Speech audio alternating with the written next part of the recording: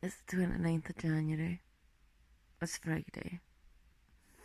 And I woke up before my alarm. And that's made me really pissed off. Admittedly, I only got up an hour earlier than normal, but that's still an hour I've missed. Things can only go up from here. I'll record some stuff today. I can't actually think about what I want to actually film. So yeah, that's how today's going. Started listening to Birthday Girl in audio last night. Don't know why. Still got other books that I'm still needing to finish. I would also like to finish A Marquise to Flame and do some booktube videos. But in order to do all of those things, I need to get out of bed, keep myself awake, keep myself sharp. I am still listening to Birthday Girl on audiobook. I've been listening to it for the past 2 hours because I'm such a thirsty bitch. And I just keep coming back to it, and I don't know why. When I was 19, nobody had hot dads.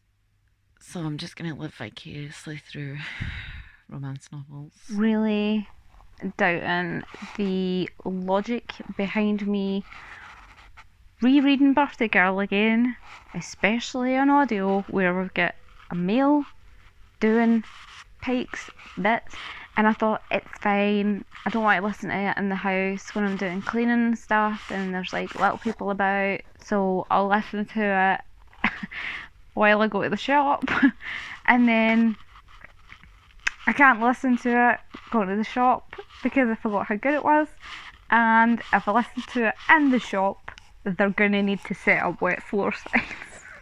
Get a bucket and a mop indeed. I'm really desperately gonna need this adapted. Someone please get Netflix on the phone. But then we run the risk, if this gets adapted into a series, because I would like it to run over a series rather than a single film, you run the risk of really badly miscasting it. Like, if they ended up miscasting this and then Pike did not fulfill the fantasy, it would probably ruin my life. We'll see what happens. I love how I'm talking about this as if it's actually going to happen, but I refuse to let my dreams be crushed. So, the cramps are killing me, so we're going in for a bath. Birthday Girl is still on hold for the time being, but we're gonna continue reading Marquise to a Flame. I'm only like 10% of the way in, so I can't really judge it so far. It's just kind of like setting up the story. But I really like the character of Jack in the other two books because he's this kind of cheeky, chappy, rakish, roguish type, and then from the start of the book you can see that he has actually got a conscience. That he's not just your typical uncaring kind of hump him and dump him type. He does have standards and morals.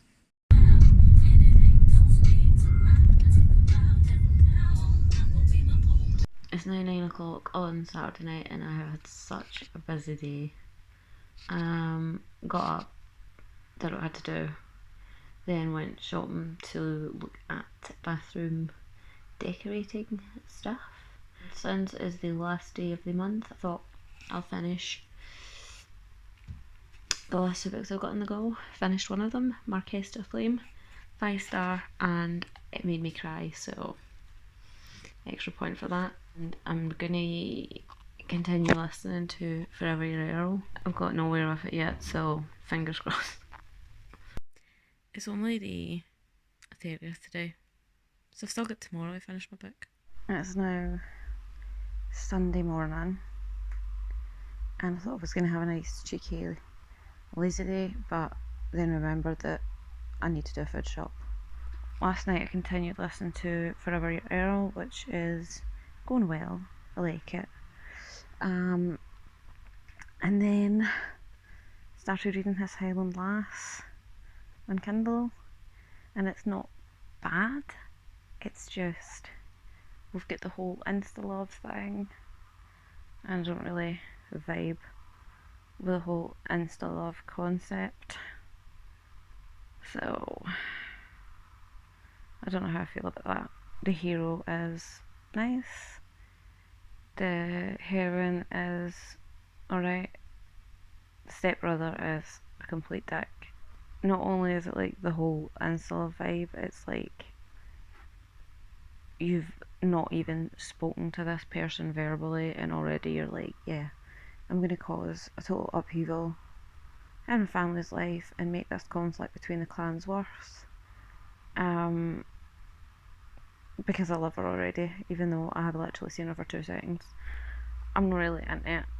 I'm planning on listening to Forever Your Earl while I'm at the shops, so we're gonna go and grab a mask. Oh Lord, take me now. My body is ready. Right, so my phone is back in my possession.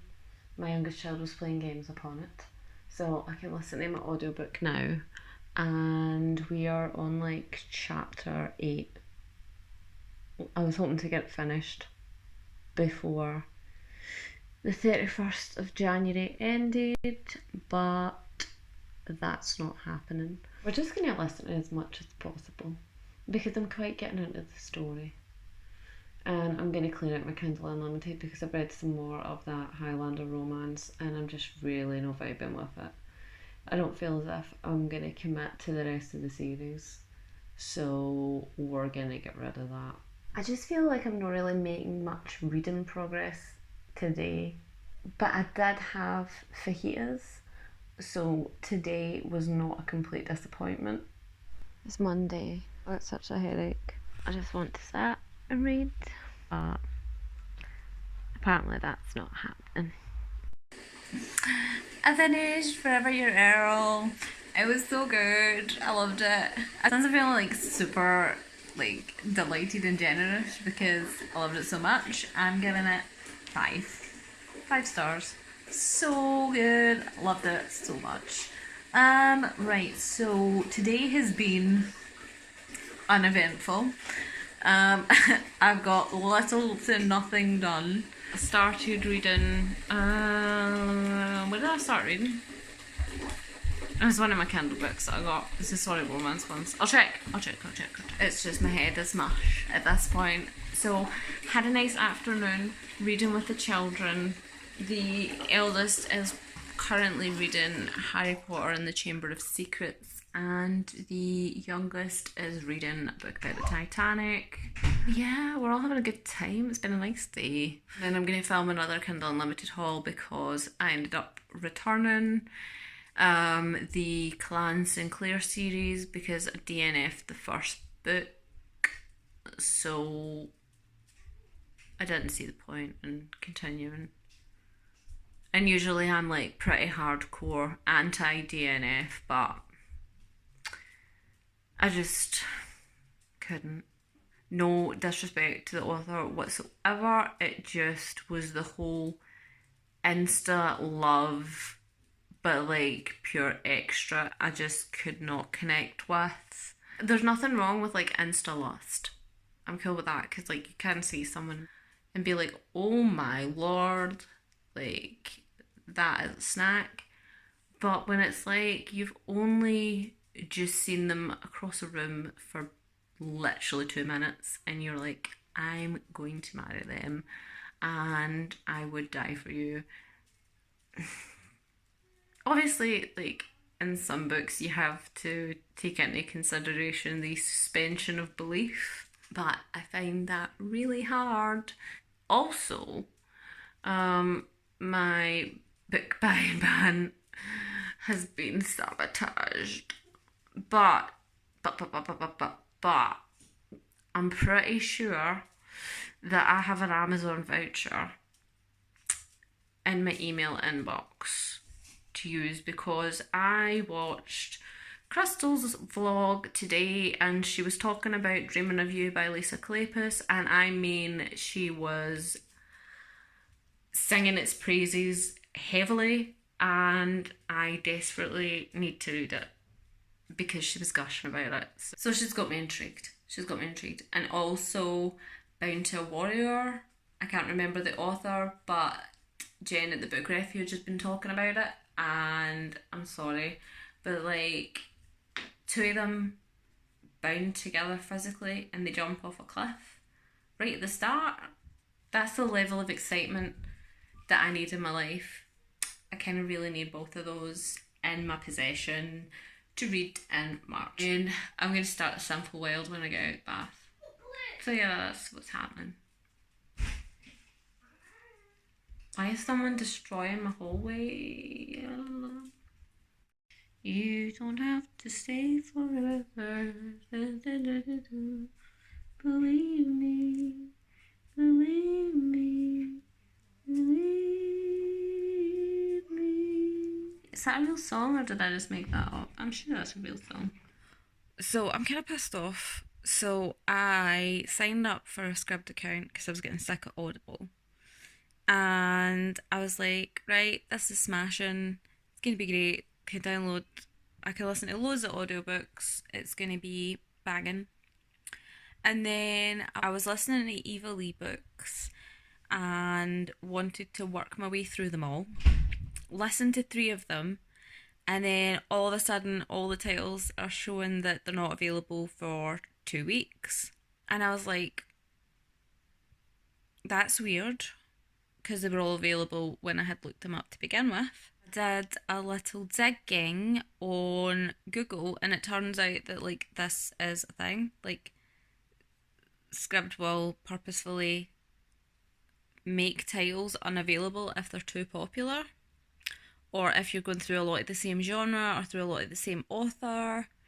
And I personally feel as if I'm being scammed ever so slightly because I'm paying $9.99 a month for unlimited access to audiobooks, but with the caveat that it might not be the audiobooks that I want to listen to. I don't know if there's like small print for that. I don't remember seeing that when I signed up.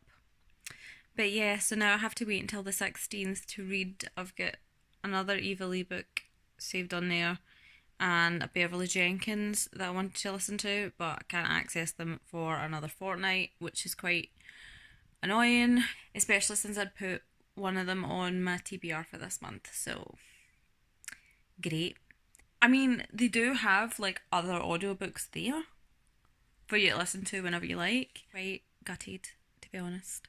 But it's fine. We will make it work. I got these fine lines I have just noticed and I don't like it. Oh no. I don't know why the lighting just increasingly keeps getting worse and worse in my videos, but I think it's time to invest in a ring light. Also, while we're here, can we talk about the cushions that I bought when I was buying pet food? I was walking to the till. I didn't want to fanny about because obviously don't want to be looking at essentials, but we happened to be walking up the aisle where these cushions were living, and I saw them and I just quickly grabbed them and threw them in my trolley on the way out, and they're so cute, the little bees. And they were only £7 each, and they had the cushion pad included. To be fair, I haven't really bought anything this month, so I'm gonna go and grab my little table, which is higher than this, and we're gonna film the January wrap up. So I shall return. I'm so tired. I don't know how everybody manages to find a balance around parenting, working, keep my house, reading, and YouTube, and just everything because it's a lot. I don't know how y'all do it. I'm lying in bed and I'm listening to Desperate Measures. I'm listening to the male narrator's voice and I'm going, where have I heard that voice before? And I've just realised that sometimes when he's talking, he sounds like the hormone monster. So, real talk, I've got like this weird fucking thing for the hormone monster's voice. I've spoke to people that have said the same thing. Like when you hear the hormone monster's voice coming out of Nick Kroll's face, like there are stirrings. And I'm listening to this. I have real mixed feelings currently, but I'm 3 chapters deep and I think I can vibe. Like, I have got massive issues with consent between the hero and the heroine, and I was a wee bit concerned with the scene in the first chapter, and I was like, see if this is going to be opening with sexual assault. I am going to have to DNF it in the first chapter. But thankfully it was not. She was all for it. So I don't think I'm ever going to be able to watch Aladdin the same ever again. It's Wednesday. We are currently getting ready to go to the shop. I have been listening to Desperate Measures again, and honestly, I'm kind of loving it. I was worried about like the consent aspect because people had said that it was a bit sketchy, but like for me, who's like a big stickler for consent, I'm really enjoying it. And this is what happens when you have an author who writes scenes where the consent might seem a bit sketchy, but through context and the characters' inner monologues, you can see kind of where they're at mentally. So yeah, really loving it. And I don't know what else I'm doing today. Genuinely no clue. Hopefully by this point I'll have posted my TBR for the Black Author Readathon. Currently I've only read one book altogether. Normally by like the 4th of a month I would have expected to have read 2 books by now. But we just didn't get anywhere. I kept starting books and then putting them down. The only consistent thing that's been happening is I've been listening to Desperate Measures by Katie Robert before I've went to bed. And even at that, like, I'm only listening to it a wee bit at a time. I don't know what the hell happened, but I feel better today. So the books that we've finished so far, we've got like an hour left of Desperate Measures to go. And we've read Grading Curves, which, by the way, I am not happy about because I've got 5 tattoos and I have never, ever had a tattoo experience that has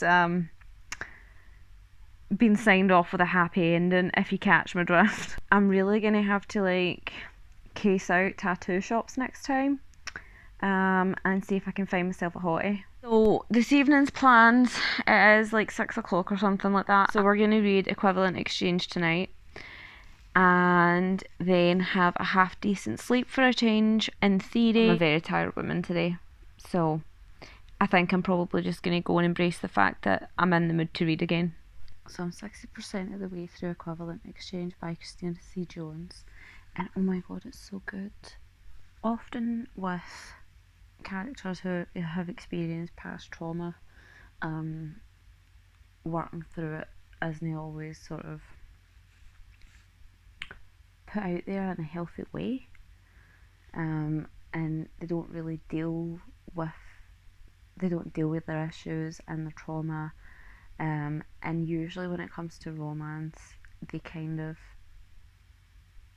use intimacy as a way to ignore it or forget it. But what I'm really loving is the fact that the 2 characters are speaking to each other about their experiences, and Keris goes to her therapist to speak about her problems and her issues and her trauma, and it's dealt with in a realistic way and in a healthy way. I don't know where the story's going from here. I'm really enjoying it. It's really well written. There's the perfect balance between the intimate scenes and the inner thoughts of the characters, the plot, everything is perfect thus far. I'm going to read another 2 chapters and then go to bed.